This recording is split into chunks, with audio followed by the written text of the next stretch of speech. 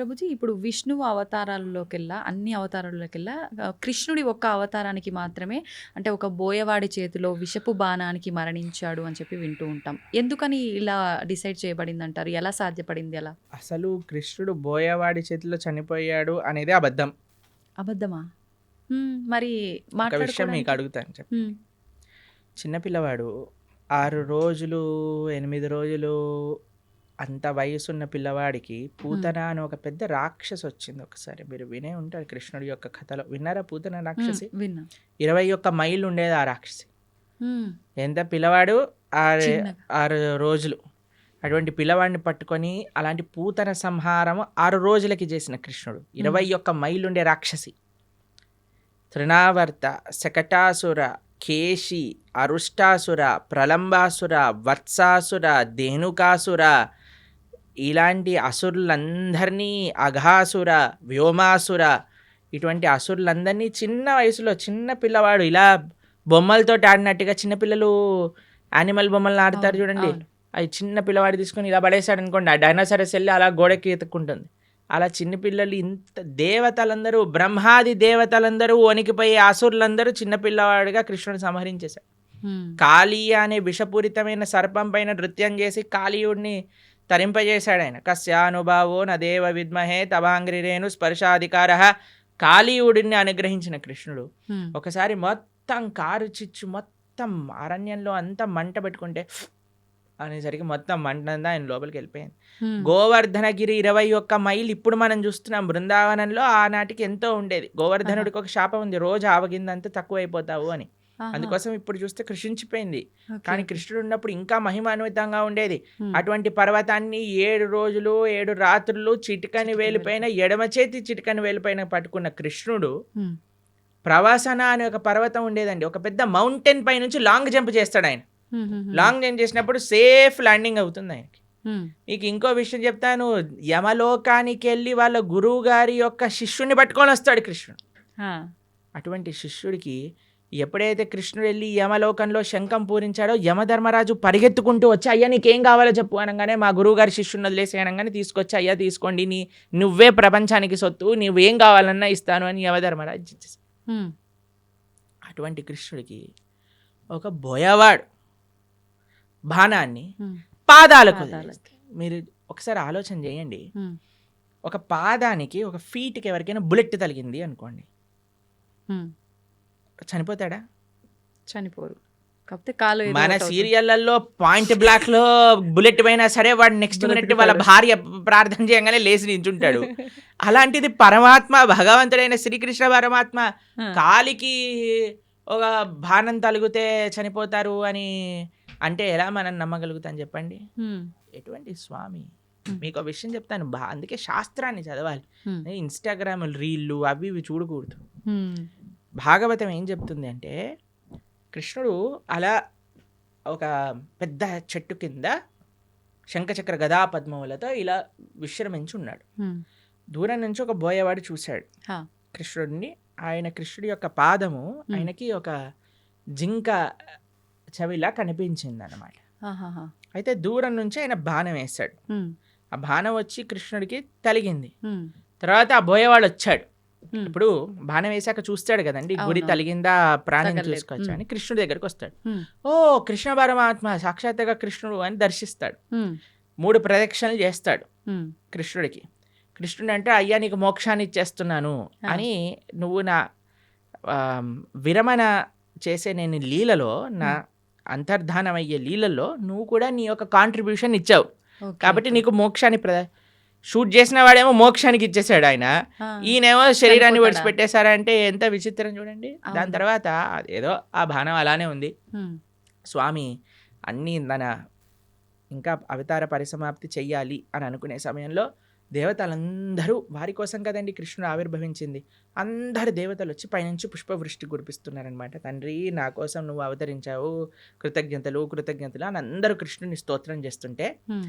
కృష్ణో స్వదాగోపకతే ధర్మ జ్ఞానాభి సహ, కృష్ణుడు హ్మ్. శరీరాన్ని వదిలేసి ఇక్కడేదో తర్వాత ఆయన ఆత్మ పైకి వెళ్ళిపోయింది అలాంటిది ఏం ఉండదండి. హ్మ్. ఆయన స్వయంగా శరీరం పూర్తి శ్రీకృష్ణ పరమాత్మ. ఆయనకి ఆత్మ వేరు, శరీరం వేరు కాదండి. కృష్ణుడు మనలాగా జీవుడు, పంచభౌతికమైన దేహం కాదండి. జన్మ కర్మచ మే దివ్యం. ఆయన జన్మ దివ్యమే, ఆయన కర్మ దివ్యం, ఆయన శరీరం దివ్యం.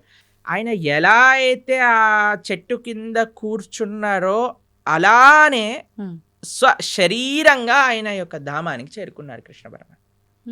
ఎప్పుడు ఆయన అవతార పరిసమాప్తి చెయ్యాలి ఆయన ఆ సంకల్పం చేసేసుకున్నప్పుడు. కాబట్టి ఆ బోయవాడి చేతితో చనిపోయాడు అనేది పెద్ద అబద్ధం.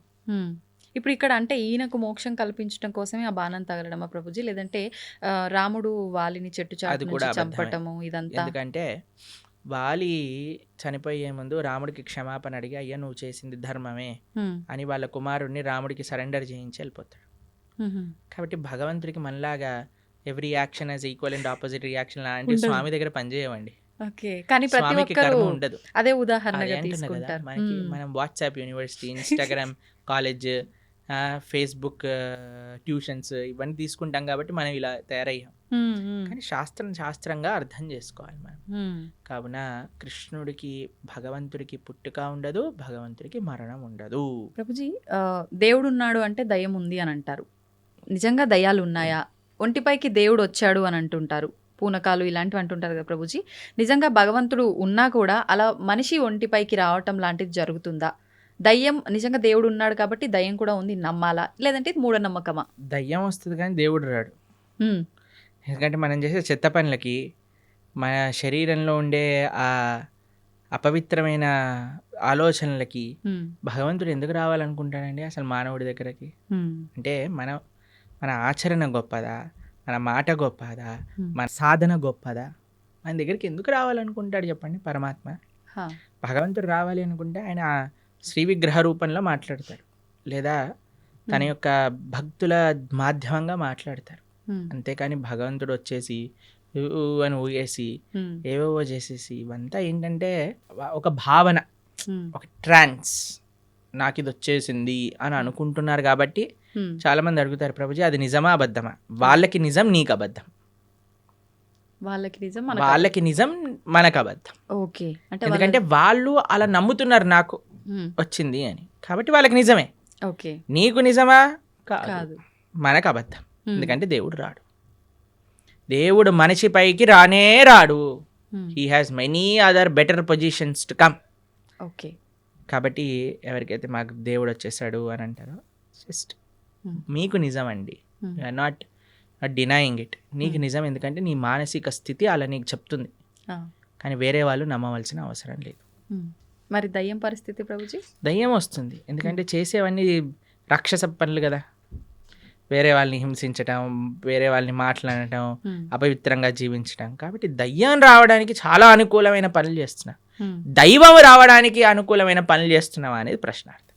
ఓకే, కాబట్టి దయ్యం ఎవరి దగ్గరకు వస్తుందండి? ఎవరైతే చాలా నెగిటివ్గా ఉంటారో, నెగిటివ్, డిప్రెస్డ్, ఆ కళ లేకుండా, ఎప్పుడైనా సరే అంటే ధార్మికంగా చూడండి, కొంతమందిని చూస్తే మనకి ఆ భగవత్ కళ అనేది ఉట్టిపట్టే విధంగా ఉంటుంది.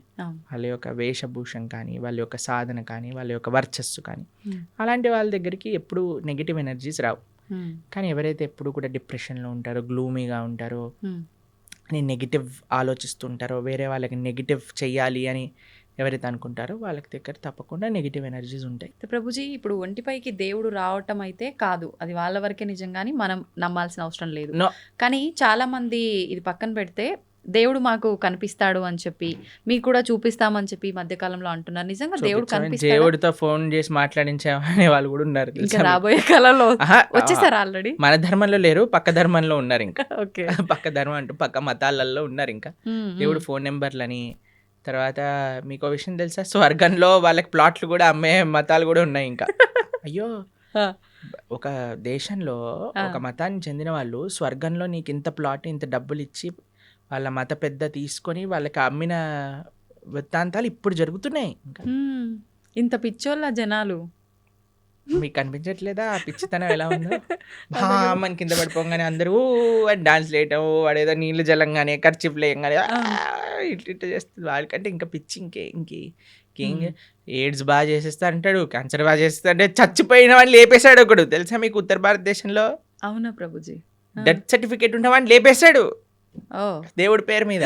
అంటే మన దేవుడు కాదనుకోండి. ఎవరి ఓకే. గురించి మాట్లాడుతున్నా మీకు అర్థమయ్యే అవును. ఉంటుంది. అవును. అర్థమైంది. హ్మ్. అలాంటి వాళ్ళ వేలాది మంది వెళ్ళిపోయి హ్మ్. హర్షేస్తూ, గోల పెట్టేస్తూ, కింద పడిపోయి అవును. అసలు నాకు ఇవి చాలా విచిత్రం అనిపిస్తుందండి. అంటే జనాలకు బుద్ధుంటే వెళ్తారా అసలు అలాంటి అవును. ప్రదేశాలకు చెప్పండి అవును. ఒకసారి. హ్మ్. ఇలాంటివి జరుగుతున్నా గూడా చాలా చోట్ల మత మార్పిడిలు జరుగుతున్నాయి గదా ప్రభుజీ! మరి దాని గురించి ఏమంటారు? మంచి పని అనిపిస్తది మాకు. ఇలాంటి వాళ్ళు మాట బుద్ధి లేని వాళ్ళు వెళ్ళిపోతే మంచిదే కదండీ. ఉన్న మూర్ఖులెళ్ళిపోవడం. వాళ్ళైనా అసలు మంచిగా ఉన్న వాళ్ళు కావాలి కదా మనకి. హ్మ్. కాబట్టి ప్రలోభాలు ఎక్కువైపోయాయి ఆ! మతం పైన. కాబట్టి ఆ ప్రలోభాలు తగ్గించుకోవాలి మనం. వేరే హ్మ్. వాళ్ళే మన ధర్మం అందుకే చెప్తున్నాను ఏంటంటే ఎవరైతే శాస్త్రాధ్యయనం చేస్తారో, హ్మ్. ఎవరైతే మంచిగా శాస్త్రాన్ని చదువుకొని వాటిని పాచరిస్తారో వాళ్ళని ఎవ్వరు ఏ ప్రలోభం పెట్టి మార్చలేరు. మూర్ఖపు ఆలోచనలతో ఉండి, దుర్మార్గపు ఆలోచనలతో ఉన్న వాళ్ళు మాత్రమే ఇది మూఢనమ్మకం అని భావించి ఇంకో దాంట్లోకి వెళ్ళడానికి ప్రయత్నిస్తారు.